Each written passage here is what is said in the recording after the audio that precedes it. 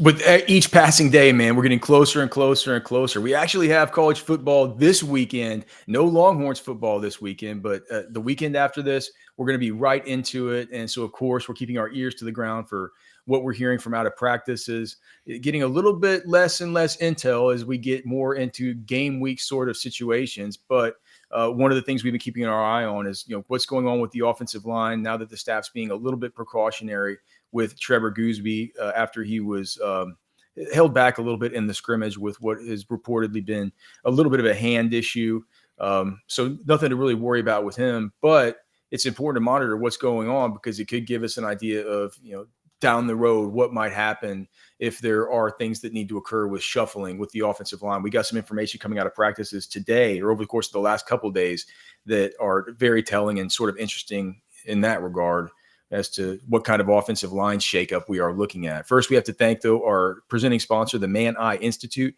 Man Eye Institute, see life better. The phone number, 1-844-WOW-2020. 844-WOW-2020 is where you can reach them, whether you're looking for help with your LASIK. They have the next level LASIK. It's one of only 2 facilities in the country that has it. They've been serving Austin for, what, Cody, 40 years, 50 years? They've been, like, longer than I've been alive. So thanks so much for being our presenting sponsor to the Man Eye Institute. See life better. 844-WOW-2020. Okay. So no Goosby at practice today. That being Tuesday. And so you think you're like, oh, that's okay. I'm sure that Jaden Chapman, the backup left tackle, just moves up to left tackle, right? But that hasn't been the case. I've actually heard a couple of different things. Mm-hmm. I've heard one that they have actually looked at left guard Nato Yamuzulo to take some left tackle reps just to kind of see, just to sort of see how he looks out there. Nato, of course, Cody, yesterday, Coach Sarkisian was talking after practice about just his physicality and about how it's something that, like, he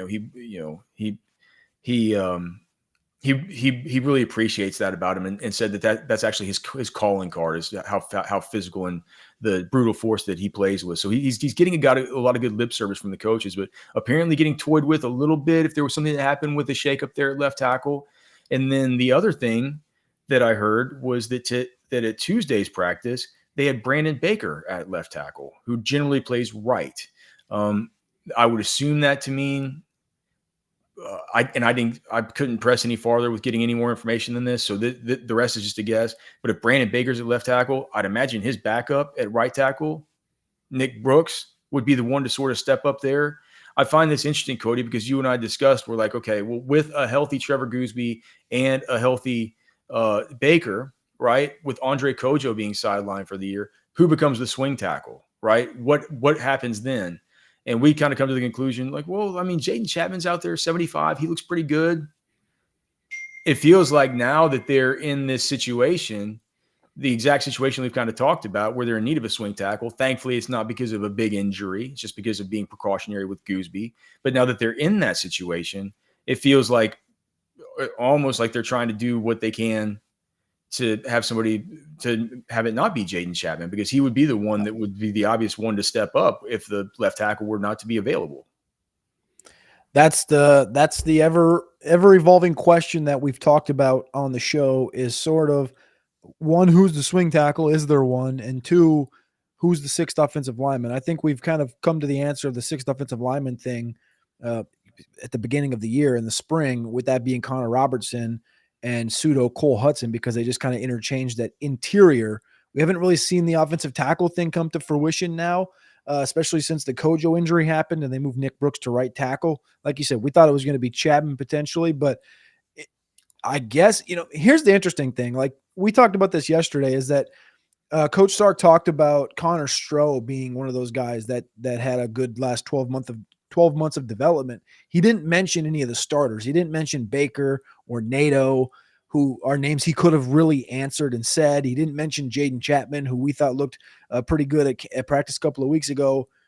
He mentioned Connor Stroh. Now, does that tell me that Jaden Chapman hasn't had a good 12 months? No, because I think he has. Does that tell me that Nato is looked at in a different lens? Like they just are like, Nato's a starter. Like we expected Nato to be the starter. This has been the plan. We knew this. Sure.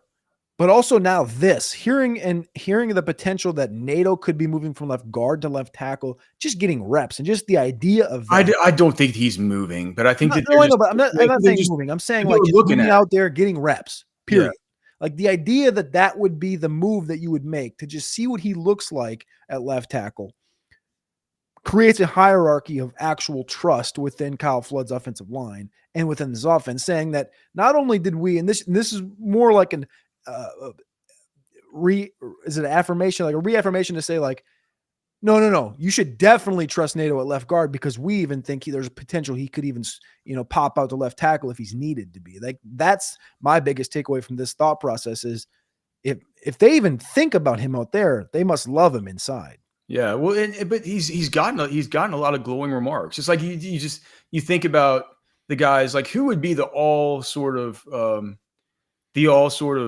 kind of risers team through camp, right? It feel like NATO would kind of have to be one of those guys, right? With the way that he gets talked to, like almost with the way Sark talked about him recently, and then also just with the way that he's never been mentioned as any kind of. It's always just been like he's the starter. It's fine. Things are these are the default settings, and this is fine, right? There haven't been any questions the whole time. I think that in and of itself is like that's probably says something about the way that they feel about him. Like that was a huge question mark coming into this year, right?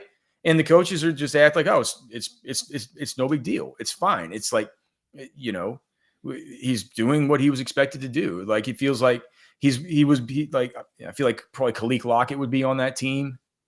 Feels like Ty Anthony Smith would be on that team. Yep. Just guys who just, you know, you feel like, through the course of camp, you become more comfortable with as far as their projected role, right? I think that, yeah, with this development, you really feel that way about NATO as well. I just wonder, it's like, does this mean now, are they just kind of looking? Are they just kind of looking at this stuff with the Brandon Baker at left tackle? Do you think during an actual game that would happen? And do you think that at this point, Nick Brooks, who's a freshman, it, could he be ahead of Chapman? Because that what that says is, look, we view this guy so much farther ahead that we're willing to take a guy in Baker who's pretty untested himself, right? And flip him from right all the way to left and elevate a guy that's a true freshman at right tackle to be the one who comes in rather than play this dude that's been here for since the class of 2023, coming into his third season. Yeah, I don't know. That's tough. That's Nick. This is like plan E. This is like plan E when opening the season. I've always thought that Nick Brooks was more natural at right tackle. And we obviously heard he had a great spring. And if he's had a good summer or good fall camp the last 2 weeks since we saw him, I could get it.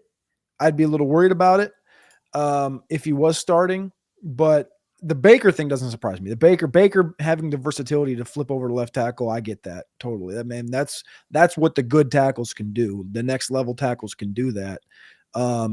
Yeah, I would be surprised, I guess, if Nick Brooks was starting at right tackle and it wasn't a Jaden Chapman type that was universally flip-flopped. Well, the good news is no one needs to panic. Goosby's going to be fine, right? But this gives us an idea of what could happen if there were any need to kind of get this stuff done. And remember, don't panic in your fantasy football draft either. You know how it feels when you get on the clock. You haven't done the research. You don't know what to do. Cody and I have a cheat sheet, a whole set of cheat sheets, a whole set of products really over at rosterwatch.com. Over 1 million of these things have been downloaded ever since we invented them. It's a very, very useful tool. A toddler could use it. All you do is cross off names as they get drafted. You can either print out a sheet of paper and walk into your draft with that, or you can go in using your computer and use the online tool. It's very, very, very simple. And you'll have an expert quality draft. It's guaranteed that it's going to help you. We are testing it maniacally. If we're not doing this show, we're writing something for Orange Bloods. We are testing the cheat sheets. So go to rosterwatch.com or scan that QR code. Get a cheat sheet over at RosterWatch right now and make sure that you dominate your fantasy football drafts coming up this weekend or next. And remember, leave us a comment below. We go through and we read them. We try and connect with you guys there. thanks so much for helping us grow I think it's been a big part, Cody, of being able to grow this channel so massively, right? I think that, you know, people are commenting and they're having fun. We can't thank you guys enough for that. So we will see you down there in the comments section.